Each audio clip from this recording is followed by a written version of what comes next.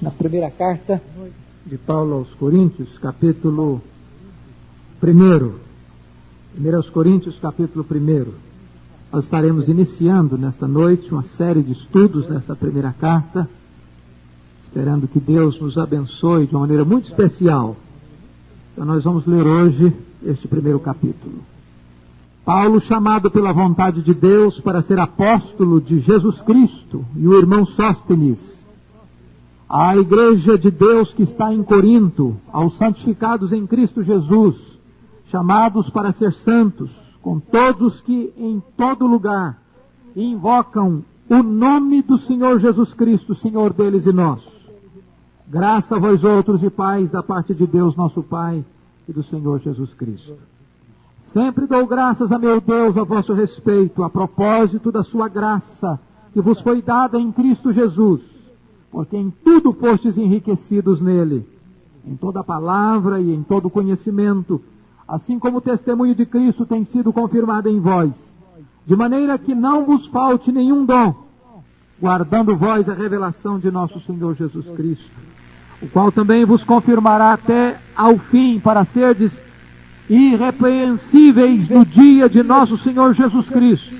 Fiel é Deus, pelo qual fostes chamados à comunhão de seu Filho Jesus Cristo, nosso Senhor. Rogo-vos, pois, irmãos, pelo nome de nosso Senhor Jesus Cristo, que faleis todos a mesma coisa, que não haja divisão entre vós, antes sejais inteiramente unidos, na mesma disposição mental e no mesmo parecer. Pois a vosso respeito, meus irmãos, fui informado pelos da casa de Cloé, de que há contendas entre vós. Refiro-me ao fato de cada um de vós dizer: eu sou de Paulo, e eu de Apolo, e eu de Cefas, e eu de Cristo. Acaso Cristo está dividido? Foi Paulo crucificado em favor de vós? Ou fostes porventura batizados em nome de Paulo? Dou graças a Deus, porque a nenhum de vós batizei, exceto Crispo e Gaio, para que ninguém diga que fostes batizados em meu nome. Batizei também a casa de Estéfanas.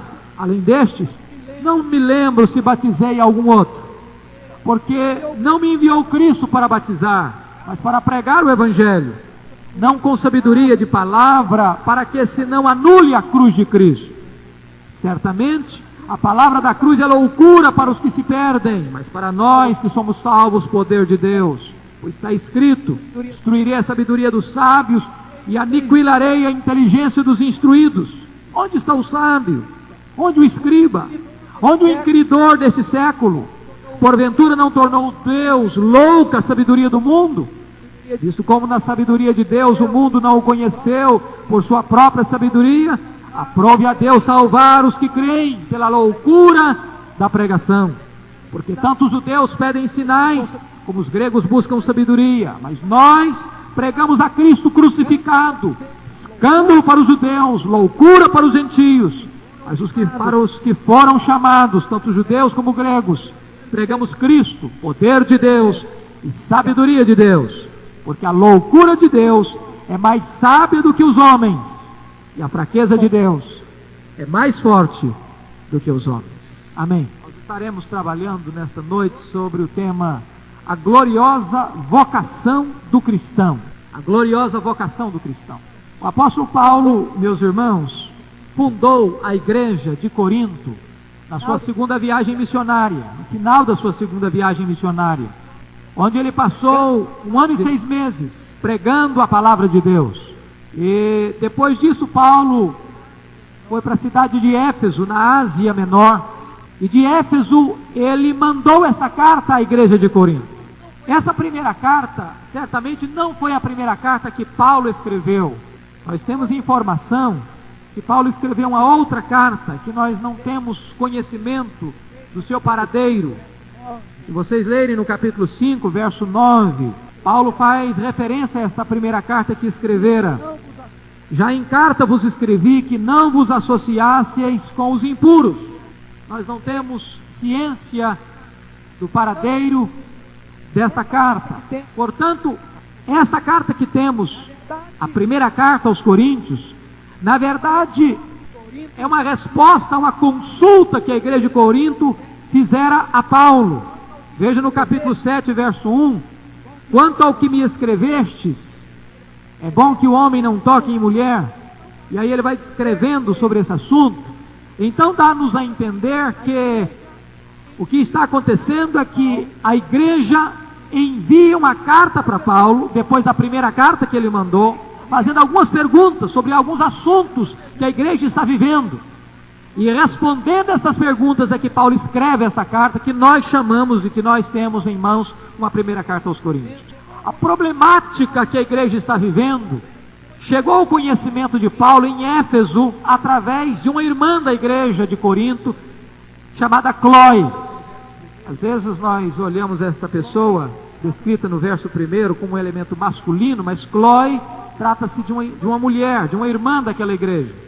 E quando Cloe foi visitar Paulo em Corinto, Cloe levou para Paulo a informação de que na igreja de Corinto havia muita coisa que estava em desacordo com tudo aquilo que Paulo ensinara, especialmente com respeito a divisões, contendas dentro da igreja. Então Paulo escreve esta carta como que trazendo resposta de Deus e solução de Deus para os problemas que a igreja estava vivenciando. Mas eu queria hoje, iniciando esta série de estudos, levantar uma pergunta. Paulo era um missionário estrategista. Paulo era um homem que Deus levantara de uma maneira muito especial para pregar o evangelho entre os gentios, para dar testemunho entre os gentios e para plantar igrejas em todo o mundo. E por que Paulo escolheu Corinto? Por que Paulo gastou 1 ano e 6 meses em Corinto, quando não era a sua praxe ficar tanto tempo num lugar? E eu gostaria de levantar aqui algumas razões pelas quais o apóstolo Paulo escolheu a cidade de Corinto para plantar uma igreja. Em primeiro lugar, Paulo escolhe a cidade de Corinto para plantar uma igreja por causa da sua posição geográfica. Corinto é uma cidade grega de grande importância, aproximadamente 80 a 100 quilômetros da cidade de Atenas, a grande capital da Grécia, a capital intelectual do mundo na época. E Corinto era a cidade banhada por 2 mares, o mar Egeu e o mar Jônico. E em Corinto ficava um dos mais importantes portos da época, o porto de Cencreia. Portanto, a cidade de Corinto era uma cidade onde recebia gente, saía gente cotidianamente, diariamente. Era uma cidade onde as pessoas fervilhavam, onde as pessoas vinham e as pessoas saíam. Diríamos hoje que Corinto era uma cidade cosmopolita. O mundo inteiro estava dentro de Corinto. Evangelizar Corinto era estratégico, porque o evangelho a partir de Corinto poderia se espalhar e se divulgar por todo o mundo. Essa é uma razão porque Paulo concentra-se nesta cidade. A segunda razão pela qual Paulo concentra-se em Corinto para plantar uma igreja, poderíamos denominar de uma razão social. Corinto era uma grande cidade, era uma importante cidade, uma cidade riquíssima, de um comércio febril, de um crescimento não apenas comercial, por causa da rota onde estava, mas uma cidade florescente do ponto de vista da cultura, da intelectualidade. Mas Corinto fora destruída, totalmente arrasada, completamente pelos romanos no ano 146 a.C. E Corinto ficou coberta de cinzas, de opróbrio e de destruição por 100 anos. Só em 46 a.C. é que César Augusto vai reconstruir a cidade de Corinto. E agora, quando Paulo chega em Corinto, de certa forma é uma cidade nova. E eu creio que qualquer pessoa conhece, dentro dessa questão da sociologia da religião, de que você plantar uma igreja numa cidade nova, que está florescendo agora, que está começando agora, que está surgindo agora, a facilidade dessa igreja crescer é muito maior do que você começar a plantar uma igreja numa cidade antiga, de hábitos antigos, de costumes antigos, de práticas religiosas já arraigadas, onde as pessoas já estão ali há muitos e muitos e muitos anos. Paulo então entende que o florescimento da cidade é um campo fértil para semear o evangelho e para plantar uma igreja. Mas uma terceira razão pela qual Paulo escolheu Corinto para plantar uma igreja, que é uma razão cultural. Corinto era uma das cidades mais importantes do mundo da época em pelo menos 3 aspectos. Primeiro, por causa do seu comércio. como eu disse para os irmãos, uma cidade marítima, onde tem um porto, e naquela época era a rota do mundo, passava por ali, então o comércio era muito importante. Isso fazia com que pessoas chegassem e saíssem de Corinto constantemente, e então era uma oportunidade de pregar. Segundo, era uma cidade importantíssima na área dos esportes. Os jogos, a prática dos jogos istmicos estavam em Corinto, só superados no mundo na época pelos Jogos Olímpicos. Era uma cidade que atraía gente do mundo inteiro para essa prática esportiva. Era uma cidade que fervilhava de juventude. Era uma cidade que pulsava vida.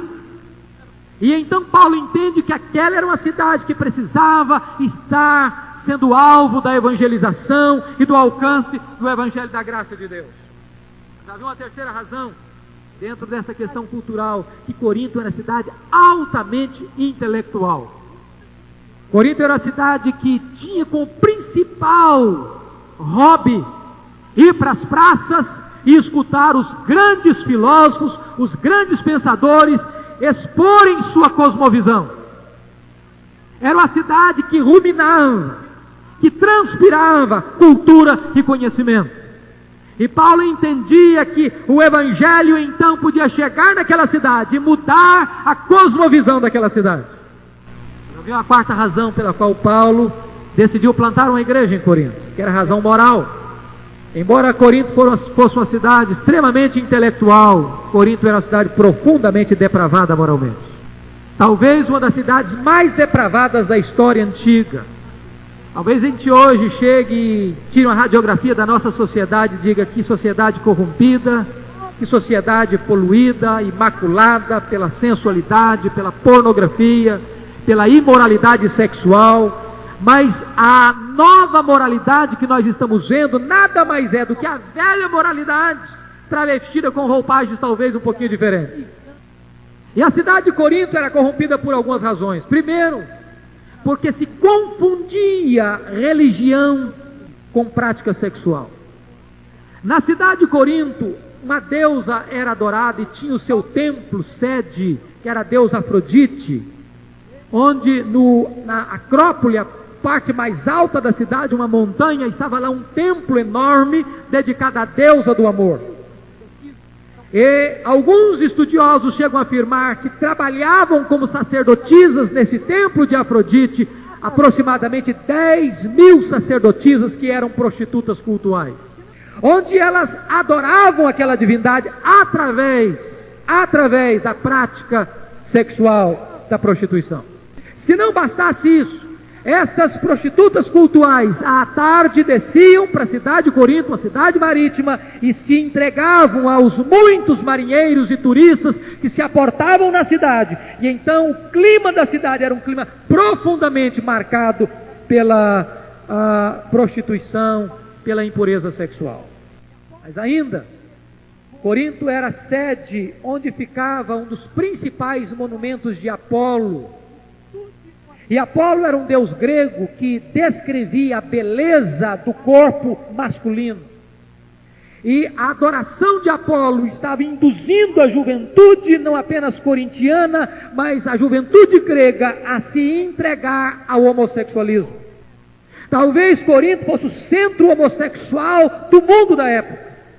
Se vocês querem ter uma vaga ideia do que significa Corinto, lembram que Paulo escreve a carta aos Romanos de Corinto. E se você quer saber o que é Corinto, leia o capítulo 1 de Romanos e dá-nos a entender que Paulo está abrindo a janela da sua casa e olhando para a cidade de Corinto e descrevendo o que é a cidade de Corinto, escrevendo o 1º capítulo de Romanos. Era uma cidade de práticas homossexuais tremendas, e vocês lendo a primeira carta, vão ver lá no capítulo 6, que Paulo vai dizer que muitos dos membros daquela igreja de Corinto foram outrora homossexuais. Versículo 9, Paulo diz: ou não sabeis que os injustos não herdarão o reino de Deus? Não vos enganeis, nem impuros, nem idólatras, nem adúlteros, nem efeminados e nem sodomitas, fazendo uma referência aos homossexuais, herdarão o reino de Deus. Tais fostes alguns de vós. Então essa era a situação da cidade de Corinto. Mas havia uma última razão pela qual Paulo escolheu Corinto para plantar uma igreja. Eu diria que era a razão espiritual. Corinto era uma cidade com muitos deuses, muitos ídolos. Até hoje, quando você visita Corinto, a cidade antiga, a cidade das ruínas, você vê uma gama enorme de estátuas, de monumentos dedicados aos deuses. Louvado seja o Senhor. Paulo entende que aquela cidade estava precisando do Deus verdadeiro. E encontra na cidade de Corinto uma ponte para o Evangelho, que eram umas sinagogas. E Paulo usa essa ponte para, a partir dessa ponte, levar o Evangelho à cidade de Corinto. Quando você olha para essa carta, você vê uma igreja problemática.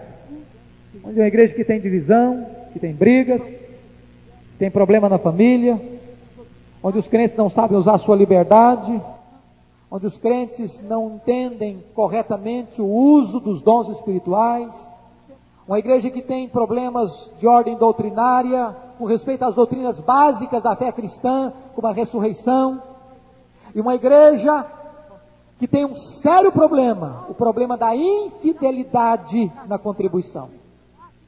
Se vocês lerem a carta aos Coríntios, é o lugar que Paulo precisa trabalhar, porque a igreja não está disposta a sustentar o apóstolo Paulo. E Paulo tem que chegar em Corinto e aprender a fabricar tendas com Priscila e Áquila, e precisa deixar de investir totalmente seu tempo na pregação do Evangelho e partir para um trabalho secular, para o seu autossustento, porque aquela igreja era uma igreja que não tinha visão da contribuição para os seus obreiros. E há um momento em que Paulo puxa o tapete da igreja de Corinto, de uma forma séria, de uma forma tremenda, quando o apóstolo Paulo vai descrever a realidade daquela igreja, no capítulo 11 da segunda carta. Vocês podem perceber isso.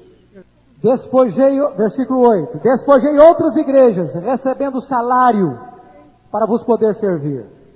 E estando entre vós, ao passar privações, não me fiz pesado a ninguém. Pois os irmãos, quando vieram da Macedônia, supriram o que me faltava, e em tudo me guardei, e me guardarei de vos ser pesado. Agora olhem, por favor, como Paulo menciona a reprimenda dele à igreja no capítulo 12, verso 13 da segunda carta. Porque em que tendes vós sido inferior às demais igrejas? 12, 13 da segunda carta. Preste atenção nesta exortação séria do coração desse apóstolo à igreja de Corinto. Porque em que tendes vós sido inferior às demais igrejas, senão neste fato de não vos ter sido pesado? Perdoai-me esta injustiça. Paulo está dizendo para a igreja, olha, fazendo um balanço no final, diz, olha, se existe uma coisa que vocês forem inferior às demais igrejas, é que eu não exigi de vocês o meu sustento. Eu não fui pesado a vocês. E parece que Paulo agora está fazendo uma retrospectiva e diz, meus irmãos, me perdoem a injustiça que eu cometi com vocês, trabalhando para servir a igreja, usando o salário de outras igrejas para trabalhar 1 ano e meio em Corinto. Me perdoem, porque eu fui injusto com vocês, porque eu deveria ter exigido aquilo que é de direito de vocês, mas eu não o fiz. E Paulo então tem que enfrentar essa situação com esta igreja. Mas louvado seja Deus, irmãos, Paulo começa essa carta com a igreja com tantos problemas, fazendo elogios tão grandes. Talvez, se não fosse os primeiros versículos do primeiro capítulo, a gente pudesse questionar, será que esses crentes eram convertidos mesmo? Será que essa igreja de Corinto era uma igreja cristã mesmo? E eu queria que vocês agora abrissem comigo no capítulo 1, nós vamos entrar propriamente na análise deste capítulo 1. Chama a sua atenção para o tema de hoje, a gloriosa vocação do cristão. E você vai ver que Paulo está falando de 3 vocações do cristão. Com a sua Bíblia aberta, se você tem um lápis e quer anotar, se você não quiser, está sendo gravado também, essas palestras vão ser gravadas. Mas veja você, eu quero lhe dar as 3 divisões da nossa palestra hoje. Primeiro, um chamado para ser santo, versículo 2. A igreja de Deus que está em Corinto, ou santificados em Cristo, chamados para ser santos. Está aí a primeira divisão, chamado para ser santo. Quando você vai para o verso 9, você encontra a segunda divisão, Fiel é Deus, pelo qual fostes chamados à comunhão de seu Filho Jesus Cristo, nosso Senhor. Agora é chamado à comunhão. A comunhão.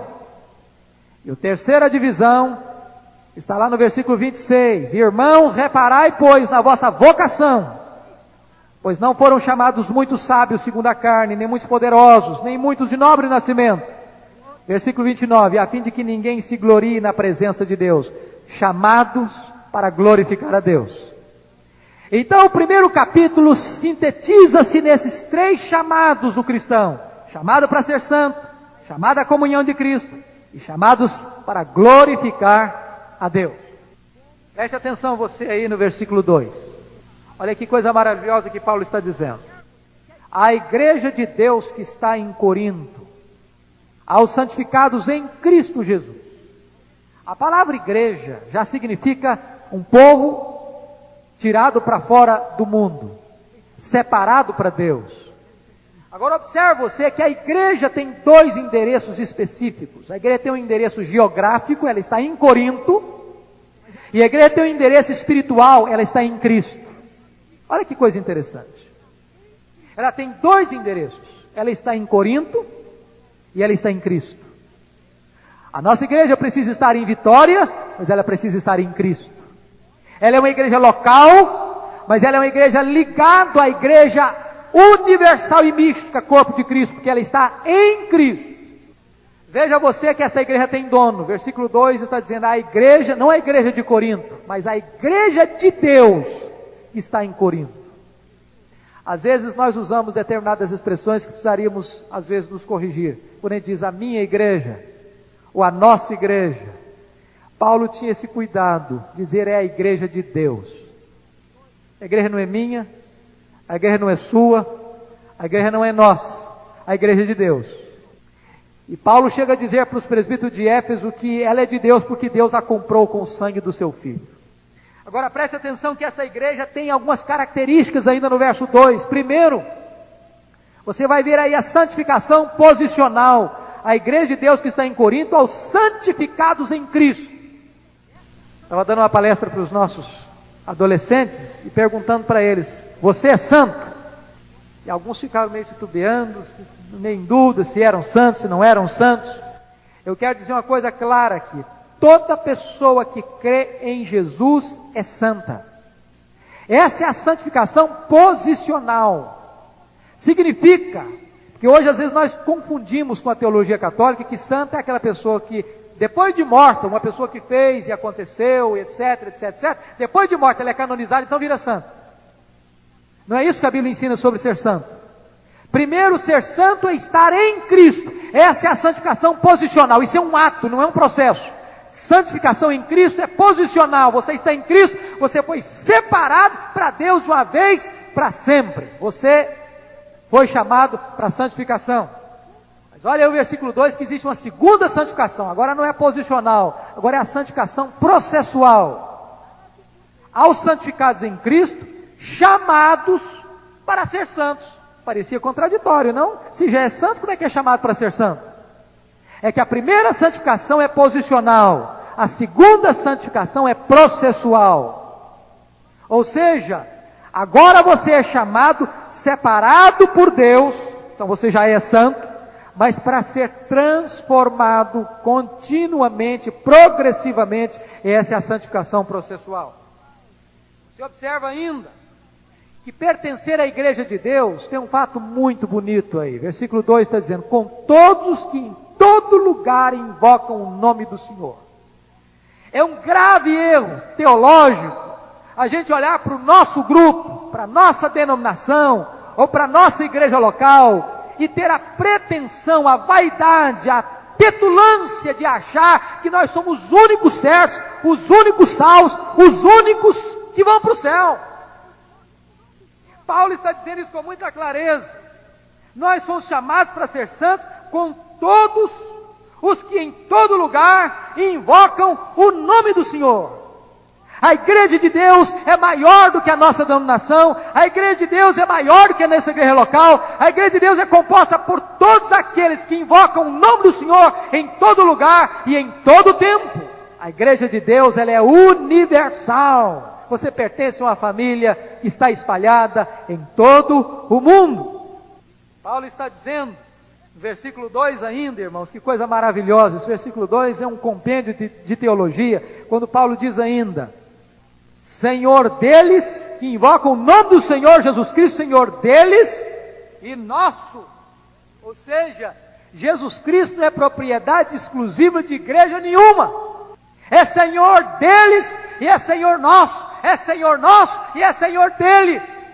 Nenhuma igreja pode engessar Jesus e querer achar que Jesus é propriedade exclusiva daquela igreja. Segundo lugar, irmãos, eles não apenas estão separados por Deus, mas versículos 4 a 6, Paulo vai dizer que aqueles irmãos estão enriquecidos pela graça de Deus. Olha que coisa fantástica. Sempre dou graças ao meu Deus a vosso respeito, a propósito da sua graça que vos foi dada em Cristo, porque em tudo, preste atenção nessa expressão, em tudo fostes enriquecidos nele, ou seja, enriquecidos em Cristo Jesus. O crente não é uma pessoa pobre, o crente é uma pessoa muito rica. Paulo diz aos Efésios que Deus já nos abençoou com toda sorte de bênção nas regiões celestes em Cristo Jesus. E ele está dizendo que em toda palavra, logos, em todo conhecimento, gnoses, e Paulo vai dizer no versículo 7 que aquela igreja estava enriquecida também com todos os dons espirituais. Não vos falte nenhum dom espiritual. Era uma igreja rica na palavra, no conhecimento e na capacitação dos dons para realizar a obra de Deus. Tudo isso devia motivar a igreja a uma vida de santidade. Mas o que mais leva a igreja a ser santa? Versículo 7, Paulo diz que a expectativa da volta de Jesus leva a igreja a se santificar. Olha o versículo 7, de maneira que não vos falte nenhum dom, aguardando vós a revelação de nosso Senhor Jesus Cristo. Quando o crente aguarda Jesus, quando o crente vive nessa perspectiva de que Jesus vai voltar, ele se santifica. Lembra da primeira carta de João? Aquele que tem essa esperança, santifica-se, se torna puro como ele é puro. Uma pessoa que perde de vista a verdade da segunda vinda de Cristo, ela tem uma tendência de cair no marasmo, na mesmice, e descuidar-se da sua vida espiritual. Nós deveríamos estar com os olhos alevantados, aguardando a volta do Senhor Jesus Cristo. E Paulo diz, este fato da expectativa da volta de Jesus, nos leva a uma vida de santificação. Mas em último lugar, dentro desse primeiro ponto, Paulo está dizendo que a fidelidade de Deus deve nos levar a uma vida de santidade. Veja o versículo 8 e 9. O qual, Jesus Cristo, também vos confirmará até o fim, para serdes irrepreensíveis no dia de nosso Senhor Jesus Cristo. A doutrina da perseverança da salvação, da segurança da salvação, da certeza da salvação, irmãos, ela não está firmada nas nossas mãos. Em última instância, quem persevera é o próprio Deus. Aquele que começou a realizar boa obra em vós, há de completá-la até o dia de Cristo Jesus. Paulo diz que é o próprio Jesus que nos confirmará até o fim. Que coisa boa é saber que a sua vida está nas mãos do Senhor Jesus. E das mãos de Jesus ninguém pode tirar você. Que bom saber que os problemas da vida não podem tirar você das mãos de Deus. E é o Senhor que nos confirma até o fim, até a segunda vinda do Senhor. Vamos ao segundo chamado do cristão agora. Está nos versos 9 a 25, que é o chamado à comunhão. Paulo faz então toda essa análise do elogio à igreja, da posição que a igreja está em Cristo. Agora Paulo entra na problemática da igreja, o problema das divisões na igreja. E é impressionante, meus irmãos, mas o problema da divisão sempre esteve presente nas igrejas cristãs desde o início. Quando você lê as cartas do Novo Testamento, quase todas elas fazem referência a divisões dentro da igreja. Nós estamos vivendo numa época fatídica nesse sentido, onde tantas igrejas se dividem, onde as pessoas não têm compromisso mais de fidelidade, onde as pessoas firmam um compromisso hoje para desfazê-lo amanhã. E Paulo vai trabalhar essa questão hoje para nós de uma maneira muito... Do versículo 13, que eu gostaria que você observasse comigo, Paulo faz 3 perguntas retóricas, e estas perguntas são as palavras-chave para ele tratar do assunto da divisão na igreja. Acaso está Cristo dividido? Foi Paulo crucificado em favor de vós? Ou fostes porventura batizados em nome de Paulo? A primeira coisa que Paulo pergunta é o seguinte: está Cristo dividido? Que Paulo está dizendo que as divisões na igreja são absurdas, porque elas estão levando os crentes a pensar que Paulo está pregando um Cristo, Apolo está pregando outro Cristo, Cefas está pregando outro Cristo. A igreja de Corinto começa a se dividir internamente. Por quê? Porque a igreja, em vez de influenciar o mundo está influenciando a igreja. O que está acontecendo? A sociedade de Corinto, com as suas ideias, com seus líderes, com seus filósofos, com seus pensadores, quando as pessoas iam para as praças, escutavam o líder tal, escutavam o filósofo tal, e então a multidão dizia: eu sou partidário do fulano de tal, eu sou seguidor do filósofo tal, eu sou seguidor do pensador tal. De repente, essa influência entra dentro da igreja. E é muito triste quando o mundo invade a igreja. E Paulo então precisa mostrar que o grande problema é que a igreja estava seguindo um modelo mundano. E que modelo é esse? O culto à personalidade. Meus irmãos, essa carta de Paulo aos Coríntios nunca foi tão atual como nos dias de hoje. Nós estamos enfrentando um grave problema evangélico nos nossos dias, e não é no mundo não, é dentro de Vitória, onde tantas igrejas deixam de olhar para a mensagem, deixam de se concentrar na mensagem para se concentrar no mensageiro. O importante não é o mensageiro, é a mensagem. Paulo precisa perguntar no capítulo 3, meus irmãos, quem é Paulo? Quem foi Apolo? Simplesmente servos por meio de quem vocês creram. Um plantou, o outro regou, mas o crescimento veio de Deus. Não coloque atenção em vocês, em líderes humanos. Não botem o pastor de vocês num pedestal, Paulo está dizendo. Não coloquem um homem numa posição que ele não pode estar. Só Jesus Cristo deve ser exaltado na igreja de Deus. E todas as vezes que a igreja começa a dar mais importância ao pregador, ao pastor, ao mensageiro, que à própria mensagem, está se prestando um culto à personalidade. Isso é pecado. Eles tiraram os olhos do Senhor e colocaram os olhos nos servos do Senhor, e portanto eles provocaram no meio da igreja divisão. Paulo precisa dizer para essa igreja no capítulo 3 que o culto à personalidade é reflexo de 2 pecados: o pecado da infantilidade espiritual e o pecado da carnalidade. Paulo diz: vocês são bebês, vocês são crianças, vocês são carnais. Por quê? Porque vocês estão seguindo a homens. E o que eu acho bonito, queridos irmãos, é que Paulo trata do assunto com muita transparência. Ele vai dizer no versículo 11: pois a vosso respeito, meus irmãos, eu fui informado pelos da casa de Cloe, que há contenda entre vós. Muitas vezes, quando nós vamos tratar dos problemas na igreja, a gente não trata de maneira transparente, por exemplo, e a gente pensa: tem alguém dizendo algumas coisas por aí na igreja, algumas pessoas estão comentando, algumas pessoas não têm nome. Paulo diz: os irmãos da casa da irmã Cloe nos informaram que está acontecendo isso e aquilo na igreja. Quando as coisas são trabalhadas dentro de um ambiente de abertura e de transparência, o mal é tratado e é resolvido sem deixar feridas, sem deixar mágoas, sem deixar ranços e sem deixar pegas. Paulo agora precisa mencionar o que está acontecendo na igreja.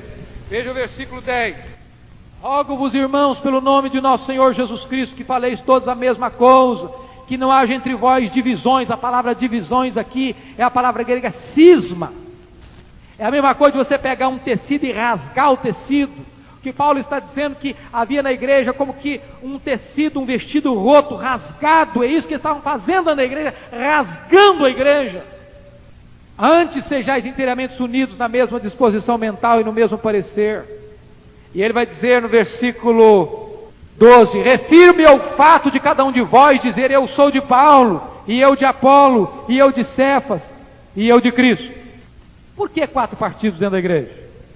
Por que a igreja de Corinto está sendo uma igreja pluripartidária? O que significam esses 4 partidos? Em primeiro lugar, existia o partido de Paulo, poderíamos chamar do Partido Liberal de Paulo, PLP. E o Partido Liberal de Paulo era aquele partido, certamente, dos fundadores da igreja. Paulo, no capítulo 4, versículo 15 da primeira carta, ele diz que, embora tivessem muitos preceptores, mas Paulo os gerou em Cristo. Paulo era o fundador daquela igreja, quem tinha ganhado cada um deles para Jesus. E então, certamente, aqueles primeiros membros da igreja começaram a dizer: não, Paulo foi quem começou, Paulo foi o fundador, nós fomos os pioneiros desta igreja, e nós estamos ligados à ala, ao partido de Paulo. Talvez os que engrossassem esse partido de Paulo fossem aquelas pessoas que seguissem a linha da pregação de Paulo, por exemplo, da liberdade cristã, não ficar atrelado ao legalismo que os judeus queriam impor. E é interessante que esse partido seguidor de Paulo está contrariando e desobedecendo o ensino de Paulo na igreja. Paulo não autoriza aqueles irmãos colocá-lo numa posição que ele não podia ocupar. Havia um segundo partido, o partido de Apolo. Nós poderíamos chamar do partido filosófico de Apolo, ou PFA. Não confundam com o PFL. E o PFA, por que era o partido filosófico de Apolo? Porque Apolo era da cidade de Alexandria, a segunda maior cidade do mundo, cidade egípcia, uma cidade altamente intelectual, onde floresceu a grande escola da interpretação alegórica. Vocês se lembram que Apolo era um grande orador, um homem que tinha fluência na palavra, um grande pregador. Talvez o grupo de Apolo era o grupo dos intelectuais, daqueles que gostavam de um discurso bem elaborado, de um discurso eloquente, de um discurso cheio de beleza retórica, e então aquele grupo formou uma elite cultural dentro da igreja. Depois veio o partido de Pedro, o partido legalista de Pedro, PLP, e era composto possivelmente pelos judeus, pelos prosélitos gentios que se tornaram judeus através da circuncisão, ou quem sabe até mesmo dos tementes a Deus, daqueles que, embora gentios, amavam a ética judaica e estavam vindo para as sinagogas. Era o caso de Cornélio, o caso de Lídia, que eram pessoas tementes a Deus, que vieram a conhecer o Evangelho de Jesus Cristo. E depois havia o Partido de Cristo, chamaríamos de Partido Cristão de Jesus, o PCJ. E esse partido, talvez com o nome mais bonito, fosse o mais problemático. Talvez esse fosse o partido exclusivista. Talvez esse fosse o partido que dissesse o seguinte: olha, quem não estiver do nosso lado está fora. Quem não estiver no nosso grupo não tem salvação. Quem não jogar no nosso time, quem não defender a nossa bandeira, não tem saída para ele. Talvez fosse o grupo daqueles que se consideravam os iluminados, os espirituais, que Deus falava diretamente para eles e que eles não queriam saber de se submeter a nenhum líder humano. Conhece gente assim hoje? Gente que não aceita liderança, gente que tem canal direto com Deus, Deus fala direto com ele e ele só escuta Deus, não escuta líder, não escuta a palavra de Deus mais, porque Deus está falando direto, Deus tem um canal assim que despeja direto na cabeça dele.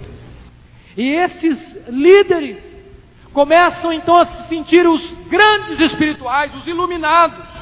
Paulo precisa mostrar que essa atitude deles era uma atitude carnal. Está Cristo dividido? Não, Cristo não está dividido. Cristo é integral, Cristo não pode ser dividido. Mas Paulo vai tratar do problema da divisão na segunda pergunta retórica do versículo 13. Vocês foram batizados em nome de Paulo? E agora Paulo não está com isso, irmãos, diminuindo o valor do batismo. Paulo está colocando o batismo no seu devido lugar. Sabe o que estava acontecendo na igreja de Corinto? Aqueles irmãos que tinham sido batizados por Paulo se enchiam de vaidade. Ah, você é um crente de segunda categoria, eu fui batizado por Paulo. Mas você está pensando o quê? Aí o outro grupo diz o seguinte: ah, mas eu fui batizado por Apolo. Você conhece gente que acha que tem mais regalias ou privilégios espirituais, ou acha que tem uma posição muito elevada porque foi batizado pelo pastor fulano de tal, ou porque foi batizado com a água especial do Rio Jordão num dia especial? Bobagem, infantilidade isso.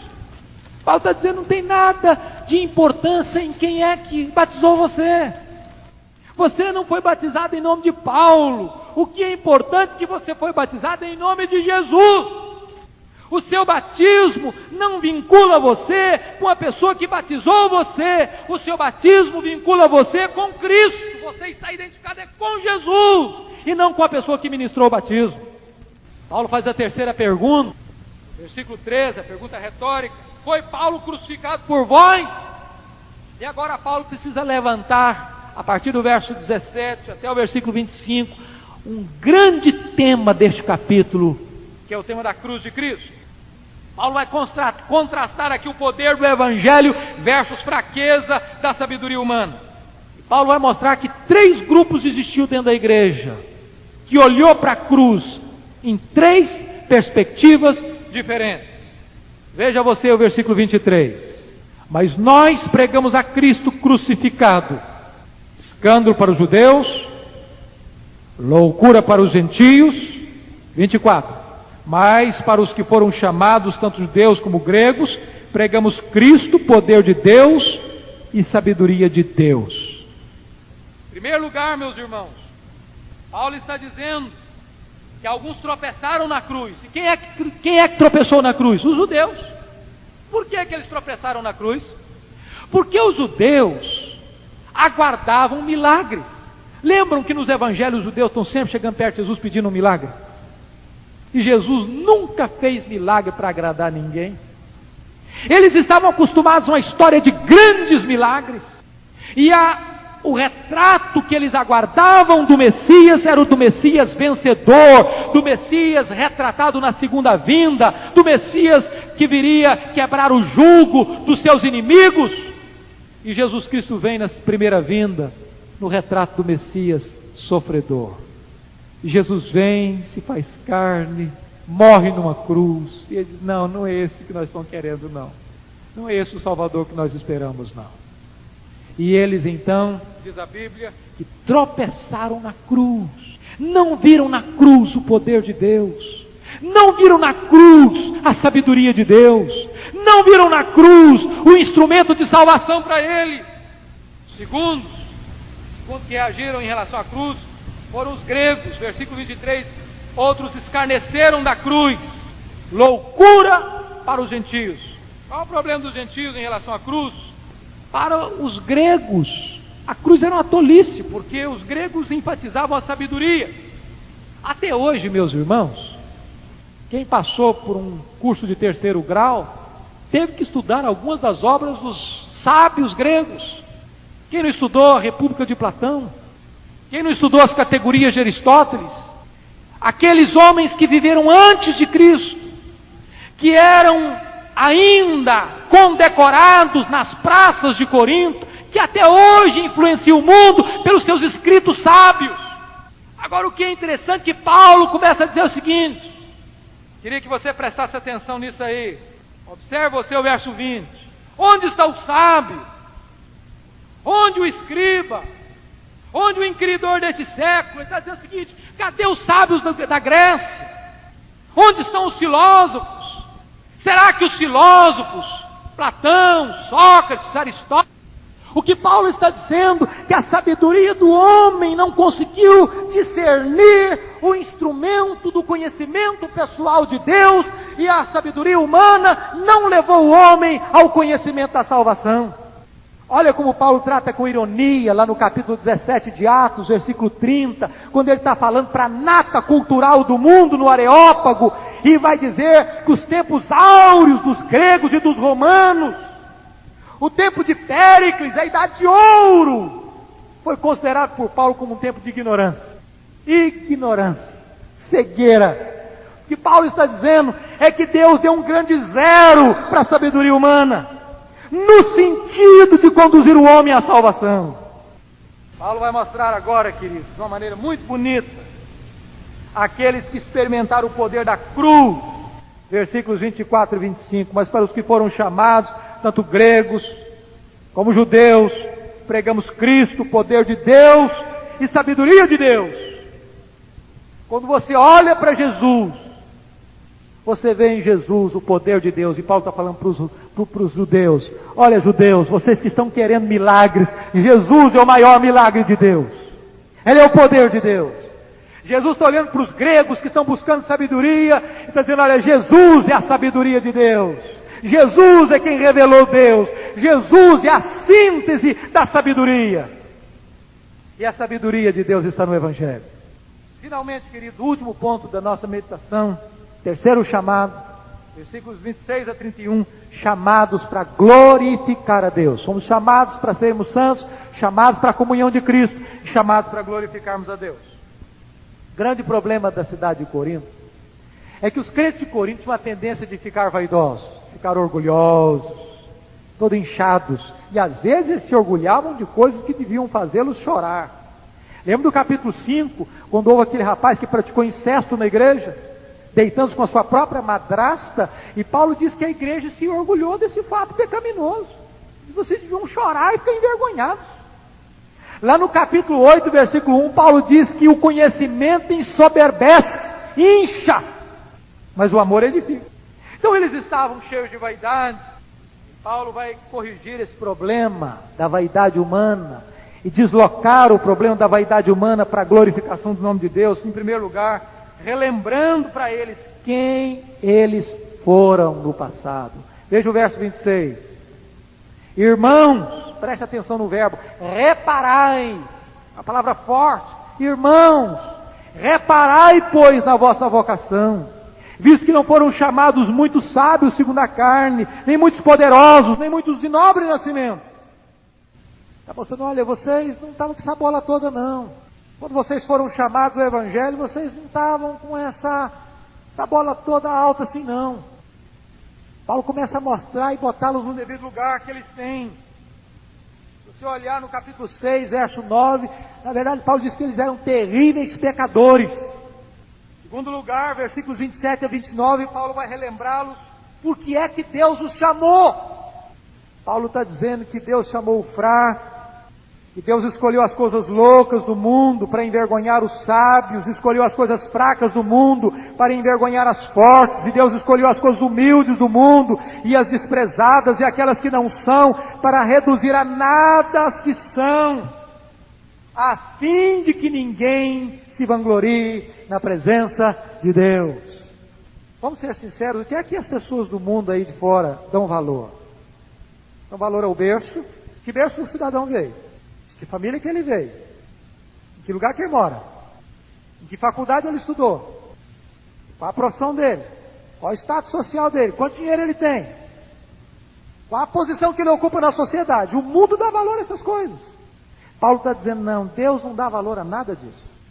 Aliás, Deus chama as coisas que não são para envergonhar as que são.